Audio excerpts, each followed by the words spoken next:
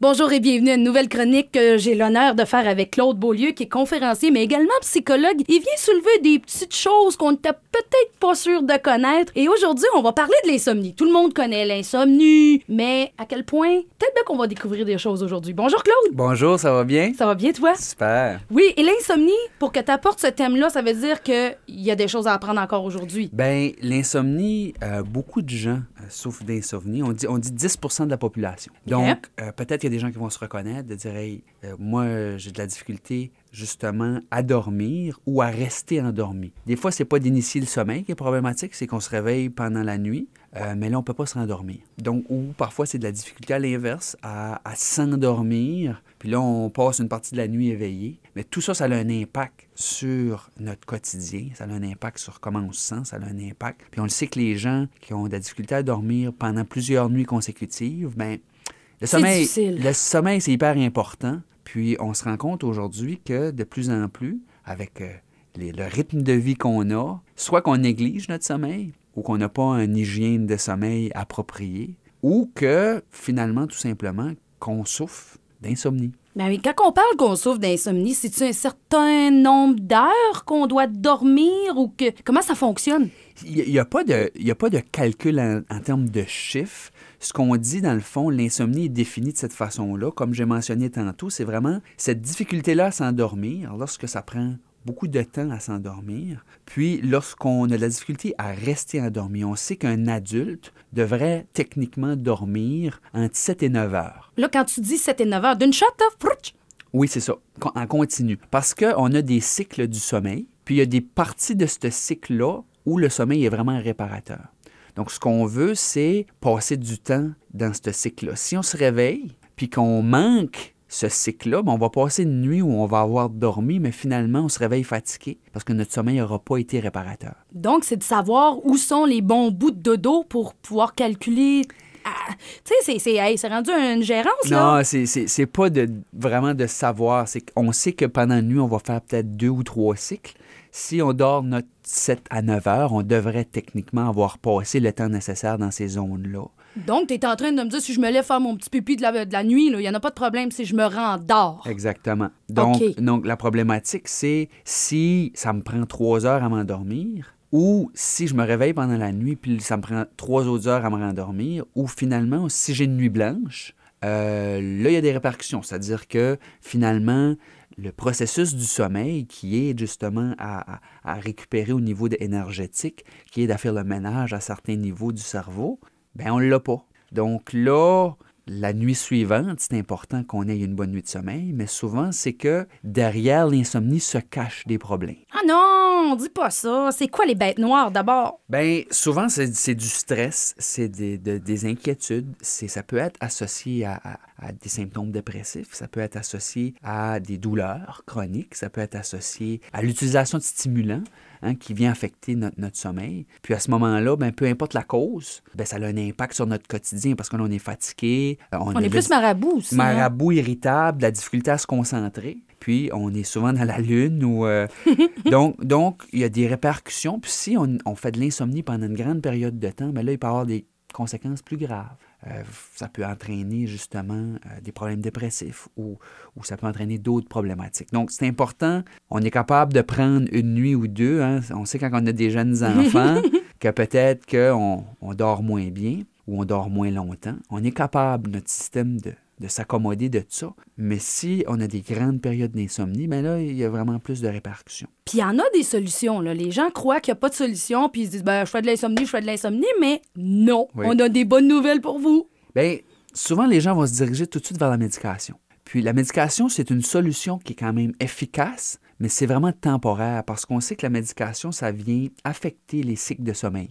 OK. Donc, si on la prend sur une plus longue période, puis il y a peut-être des gens qui prennent des médicaments pour dormir, ça fait déjà 2-3 ans, bien, ce qu'on se rend compte, c'est que notre sommeil réparateur, là, il est moins réparateur. Donc, oui, on dort, mais cette zone-là de sommeil où on va vraiment récupérer, on en a moins.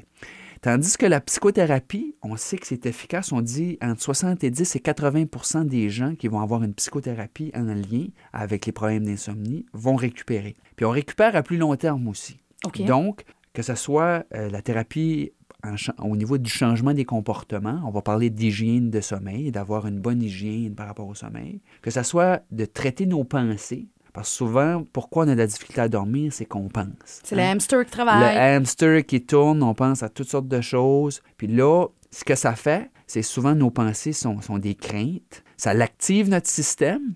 Puis là, essaye de dormir quand ton système est activé. Non, oublie ça. Là, mais là, tu as plein de substances dans ton corps qui te gardent réveillé, fait que c'est difficile de dormir. Puis même, je te dirais, le hamster en réveille 4-5. Ouais, fait que là, ils finissent qu'ils sont 12 hamsters à courir dans ta tête. Ouais. Tu dis, non, mais voulez-vous arrêter, mais ça se commande pas de Il y a même. des façons de gérer ça. Puis il y a aussi des techniques de relaxation pour venir calmer notre corps, calmer notre système. Donc, je peux vous donner quelques trucs. Oui. S'il y a des gens qui déjà, peut-être, n'ont pas une problématique, mais à l'occasion se retrouvent avec un peu d'insomnie, il y a déjà des petits trucs qu'on peut avoir. Si c'est plus grave, bien là, peut-être il faut consulter à ce moment-là.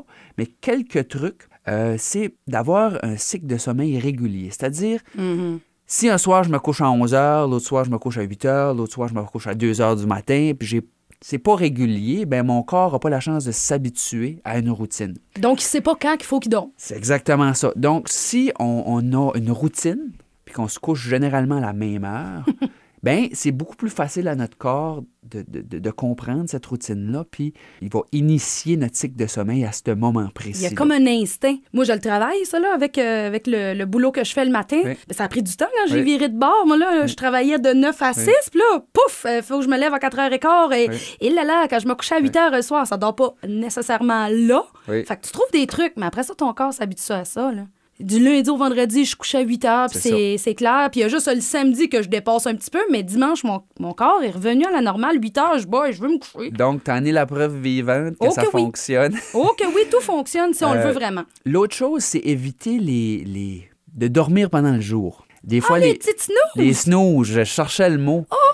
Oui, il y en a plusieurs en ce moment qui vont faire non! Il y a des études qui ont démontré que les power naps, ou en anglais, c'est le terme qu'on utilise, mais si on se couche pour une vingtaine de minutes, ça nuira pas à notre cycle de sommeil.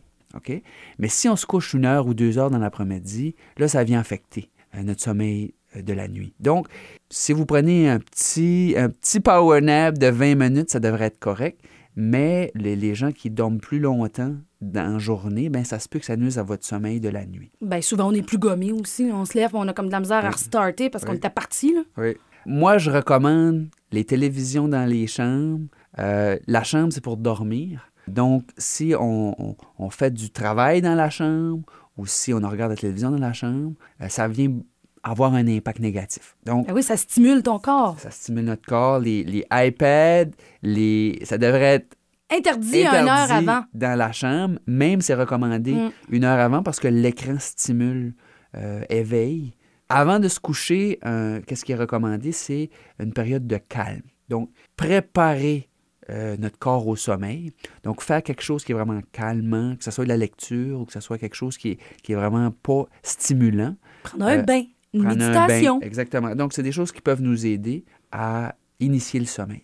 Donc, peut-être 1 ou 2 derniers trucs. Les gens qui regardent leur cadran pendant la nuit.